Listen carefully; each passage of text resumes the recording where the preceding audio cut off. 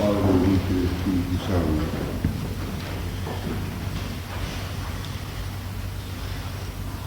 La santidad cristiana que Dios nos ha invitado a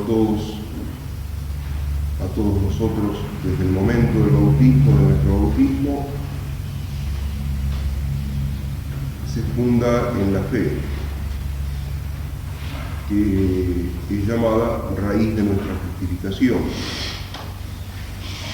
La fe es ante todo algo intelectual porque se trata de un conocimiento. Evidentemente nadie puede llegar a Dios si no sabe que Dios existe, si no sabe que Dios nos llama y si no sabe que hay un camino que debe recorrer y hay falsos caminos que debe evitar. Por eso la fe es llamada raíz de nuestra justificación y aquello sin lo cual no podemos ser agradables a Dios. Pero si bien la fe es un conocimiento, no solo resulta del conocimiento la vida cristiana que tiende intensamente hacia Dios, que llamamos santidad, porque ese conocimiento, ese conjunto de dogmas que nos esclarecen con respecto a Dios y a los medios que ha determinado para nuestra salvación, pide ser asimilado. Pide que de nuestro intelecto lo hagamos bajar al corazón para que se constituya en principio de nuestros actos. La Sagrada Escritura llama, sobre todo el apóstol San Pablo, llama a esta asimilación vital de lo que conocemos, revestirnos del hombre nuevo. En algunos ese revestimiento es una cosa instantánea, súbita. Por ejemplo, en San Pablo, durante su viaje a Damasco, fue a Damasco odiando a Cristo y en medio del camino recibe esa aparición de nuestro Señor y queda convertido en un apóstol, en un cautivo, como él mismo dice en sus cartas, de nuestro Señor. Pero en la mayor parte de los cristianos, esa transformación en Cristo no es una cosa instantánea, sino lenta. La inmensa mayoría de los santos llega a la santidad después de una vida de lucha y de esfuerzo. Y en esa transformación en Cristo, lenta, gradual, hay algo que viene de Dios y hay algo que viene de nosotros. O mejor dicho, todo viene de Dios y todo viene de nosotros porque no estamos en el mismo plano. Dios obra como causa primera y nosotros como causa segunda. Dios obra en nuestra santificación sobre todo por la gracia, que es gratuita, que depende de la generosidad de nuestro Creador y que Dios no deja de darla a ninguno que no oponga resistencia. Pero la cuestión decisiva de nuestra transformación en Cristo está de parte nuestra, no porque lo que nosotros hacemos sea más importante que lo que Dios hace, sino porque si no colaboramos, Dios no obra aquello que desemboca en nuestra santificación. Lo que San Agustín expresó con ese famoso proverbio dicho que ha llegado a ser legendario de la espiritualidad cristiana: el que te creó sin que se lo pidieras, no te salvará sin que tú lo quieras. Si la acción de Dios que obra por la gracia se compara a una semilla que el sembrador divino arroja en nuestras almas son como la tierra, que en la parábola de la semilla puede ser buena, regular o mala. La semilla, para que prospere, necesita encontrar una tierra convenientemente dispuesta, una tierra que reciba la suficiente cantidad de agua, que tenga la temperatura adecuada, y de modo análogo, la gracia, para que arraigue en nuestra alma y crezca y nos transforme, necesita que nuestra alma esté dispuesta de tal manera que permita ese desarrollo, y esto depende de nosotros. Podríamos decir que toda la vida cristiana, el avance, el crecimiento de la vida cristiana, resulta de los sacramentos y de la oración. Los sacramentos son fuente de gracia y la derraman en nuestra alma. Pero por la oración nosotros nos disponemos para que la gracia de los sacramentos en primer lugar llegue y en segundo lugar prospere como tiene que prosperar. Por eso la Iglesia siempre ha tenido maestros de oración, ya que todo depende de Dios y de nosotros, y nuestra colaboración ante todo se muestra en la oración. La Iglesia siempre ha tenido maestros de oración. En primer lugar, nos recuerdan que la oración requiere una serie de preparaciones externas. La oración, ya que es un tratar con Dios y Dios es una persona, requiere una cierta urbanidad sobrenatural.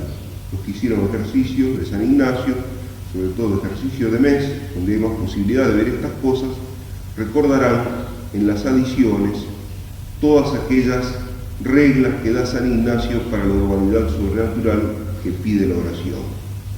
Preparar la meditación, antes de acostarse repasarla brevemente, al levantarse dirigir nuestro primer pensamiento hacia ella, pasos antes del lugar de oración, arrodillarse, pedir a Dios la gracia, etc.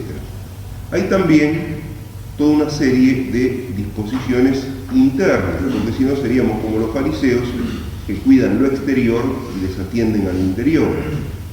Las disposiciones internas, sobre todo, son la composición del lugar, el pedir la gracia, el combatir contra las distracciones en serio.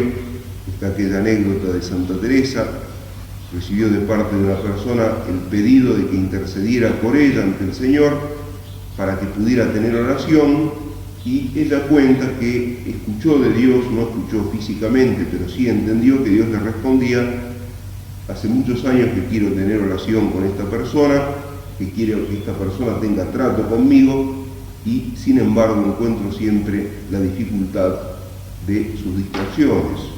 A veces si no oramos mejor no porque Dios nos esquina la gracia durante la oración, sino porque nosotros directamente, sistemáticamente nos distraemos, o si no por falta de magnanimidad. Evitamos ciertas cuestiones de las que Dios nos quiere hablar y entonces Dios no nos comunica su espíritu durante la oración. Pero ya que la Iglesia ha tenido siempre maestros de oración, y ya que cada uno nos ha inculcado una forma característica de oración, o mejor dicho, cada uno nos ha inculcado que la oración de dos personas nunca es la misma, porque cada persona tiene su modo propio característico de orar, la Iglesia en los últimos 7 siglos ha insistido en algo que se adapta a las mentalidades más sencillas y sin embargo constituye un modo profundísimo de orar. Es el Santo Rosario. El Santo Rosario entra en la cristiandad sobre todo a través de Santo Domingo, quien recibe apariciones de la Santísima Virgen y le inculca este tipo de oración. El Santo Rosario ha sido objeto principal de las manifestaciones de la Santísima Virgen en Lourdes y en Fátima. También el magisterio de la Iglesia ha insistido a lo largo de este último siglo muchísimas veces en la importancia del Santo Rosario. Parece entonces que todos los cristianos de nuestro tiempo tendrían que considerarlo como algo cotidiano, ya conocido, que no necesita ninguna explanación especial, particular. Sin embargo, hay que hablar del Santo Rosario porque, salvando las distancias, sucede como con Cristo y la Virgen. Muchos lo conocen de oída, muchos son los que creen conocerlo, y son pocos, verdaderamente pocos, aquellos que lo rezan según el designio de Dios, que por medio de la Santísima Virgen nos lo pone frente a nosotros para que recurriendo a Él nosotros nos santifiquemos. El rosario, ante todo, es la oración del que explícitamente acude a la Santísima Virgen para tratar con Dios. Siempre el cristiano, cuando reza, acude a la Santísima Virgen, porque en definitiva, si podemos dirigirnos a Dios, es a través de Cristo, y Cristo está siempre asociado a su madre, a la Virgen. Cristo físicamente se separó de la Virgen por el momento del nacimiento, pero ha quedado siempre encerrado en el corazón de la Virgen, porque todas las obras de Dios son en la fe, y es la fe de María la que recibe y encierra a nuestro Señor Jesucristo, y la que se asocia, colabora con Él en todas las obras que miran a nuestra salvación. Esta es la razón por la cual nosotros le invocamos. Ese argumento del progresismo, ese argumento que los que tienen cierta edad, los que tenemos cierta edad, recordamos unos 20 años antes que era estúpido repetir 50 veces seguida el Ave María porque a la Virgen le bastaba con que se lo dijéramos una vez, era un desconocimiento craso, era el resultado de un desconocimiento craso de lo que es el rosario.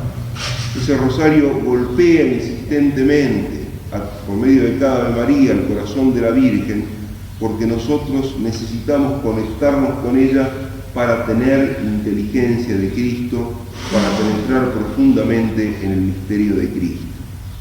Por eso, el Santo Rosario no consiste tanto en repetir las Ave Marías.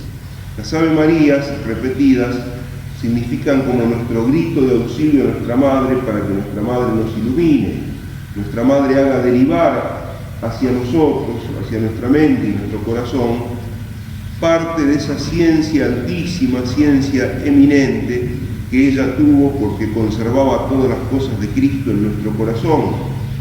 Pero lo fundamental del Santo Rosario consiste en unir nuestra mente a la de la Santísima Virgen, nuestro corazón al de la Santísima Virgen. Y esto es por demás claro. En Fátima la Virgen, ¿por qué se manifiesta y nos inculca el rosario? Porque Dios ha querido dar el triunfo y la paz a través de su Inmaculado Corazón. Si nos presenta el rosario, es porque el rosario nos une al corazón inmaculado y doloroso de ella.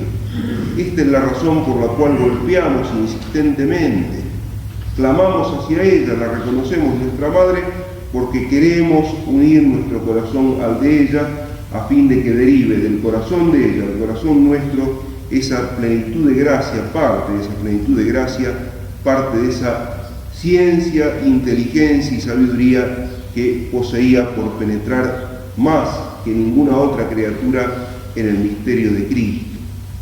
Y por eso, para que cumpla esta finalidad, el rosario reclama de nosotros ciertas cosas, presenta un mínimo de exigencias, que no son exigencias imposibles. Tan es así que es la oración de los sencillos. El rosario es el salterio del pobre, ya que no todo el mundo podía rezar los salmos, los 150 salmos. La Santísima Virgen presenta el salterio del pobre, las 150 Ave Marías, que acompañan la contemplación, la meditación de los 15 misterios. Pero justamente para que el rosario, que está tan sencillo, que está al alcance de cualquier pobre, cumpla con su finalidad, cumpla con su objetivo, necesitamos respetar las condiciones mínimas.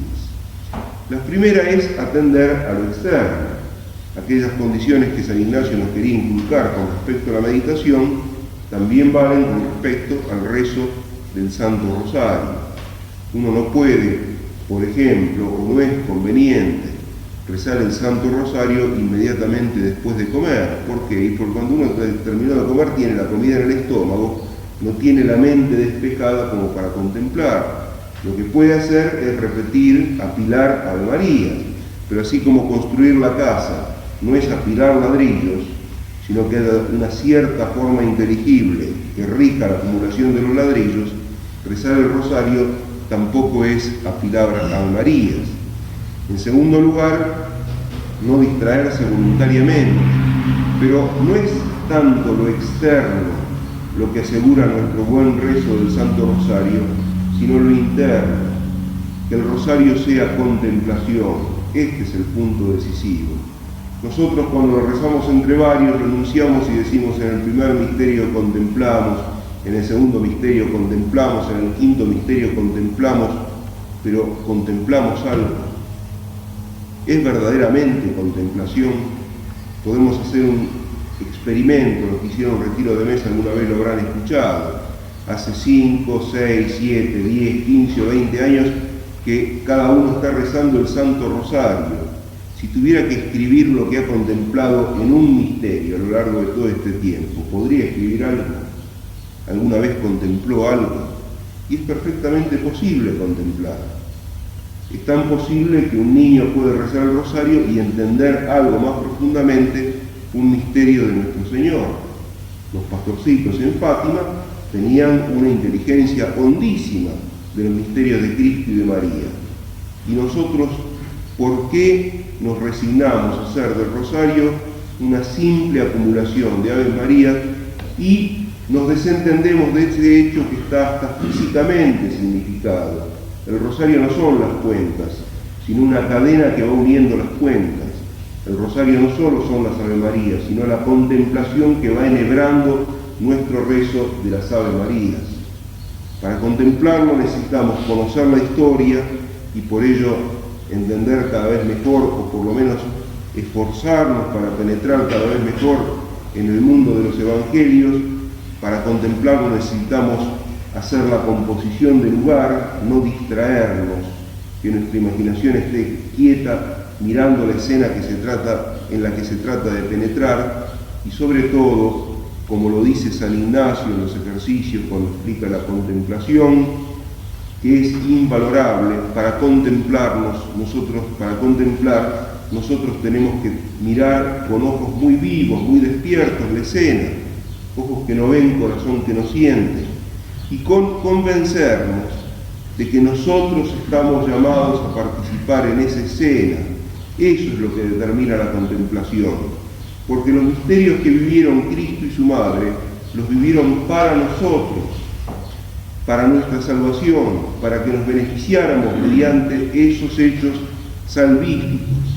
¿Cómo nace el pesebre?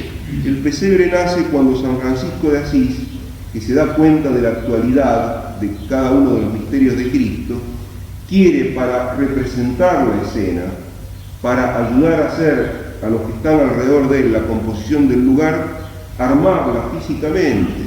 Y es un método tan acertado de oración que nuestro Señor se le aparece como niño en el primer pesebre a San Francisco de Asís.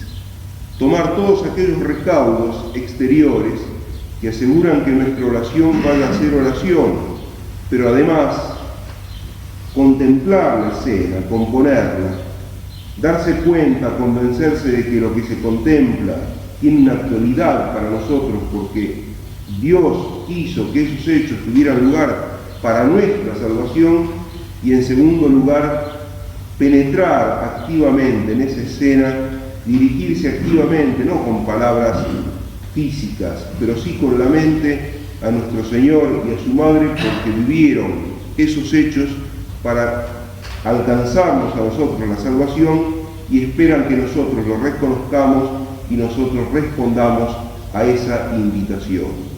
Esta es en definitiva el rosario, la oración del pobre. Esto es algo que todos estamos llamados a hacer y esto es algo que muy pocos hacen. Se narra en la vida de Santa Caterina de Siena que visitó una cartuja, y a los cartujos cuando le preguntaron cómo podían mejorar la oración, ella le respondió: recen bien el Santo Rosario.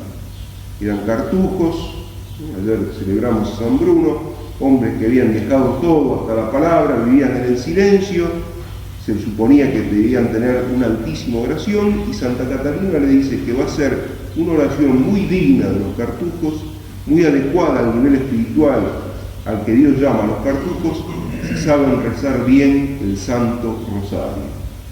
Si Dios insiste tanto a través de la Virgen y a través del magisterio de la Iglesia a que recemos el rosario en estos tiempos tan difíciles, es porque el rosario encierra las gracias necesarias para que nosotros nos santifiquemos en medio de circunstancias tan adversas. Y el rosario encierra no solo la clave o una clave que no podemos despreciar de nuestra santificación personal, sino una clave de la victoria colectiva de la Iglesia sobre sus enemigos.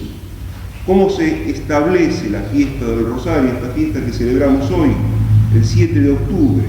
Se establece gracias a la victoria de Lepanto, allá en el siglo XVI, el año 1571, si no me equivoco, cuando Europa estaba asediada por los turcos y en desesperante inferioridad de condiciones, las naves cristianas van a enfrentar a la flota musulmana.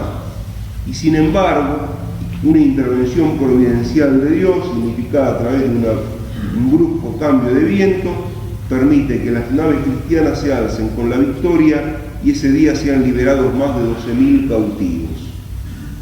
San Pío V, entonces Papa, estaba en Roma, conoció de modo extraordinario, inmediatamente, la victoria cristiana y, rodeado por sus cardenales, interrumpió la conversación y dijo: oremos y agradezcamos a Dios porque nos ha concedido la victoria por la intercesión de la Santísima Virgen.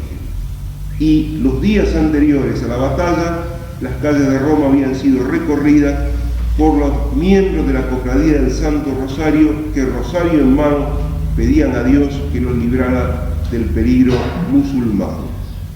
Y en Fátima, la Virgen recuerda que al final su corazón inmaculado triunfará y pide que colaboremos a esa victoria por medio del rezo del Santo Rosario. El otro Papa santo, pero de nuestro siglo, San Pío X, insistentemente dijo: dame un ejército que rece el rosario y ese ejército infaliblemente será llevado a la victoria. Y el ejército de los que rezan el rosario somos nosotros y todos los que saben rezar bien el rosario, si nosotros queremos ser parte de ese grupo, si queremos tomar en serio esta oración sencilla y extraordinaria y poner lo que depende de nosotros, lo que Dios ha querido que fuera nuestra colaboración con su obra, a fin de que derive del corazón de la Virgen, de la mente de la Virgen, esa plenitud de gracia, esa inteligencia del misterio de Cristo en nuestro corazón, y nosotros, atados al corazón de María, a la mente de María, participemos de la victoria de María y seamos instrumentos para establecer la victoria de Cristo y de María en el medio donde nos toca actuar.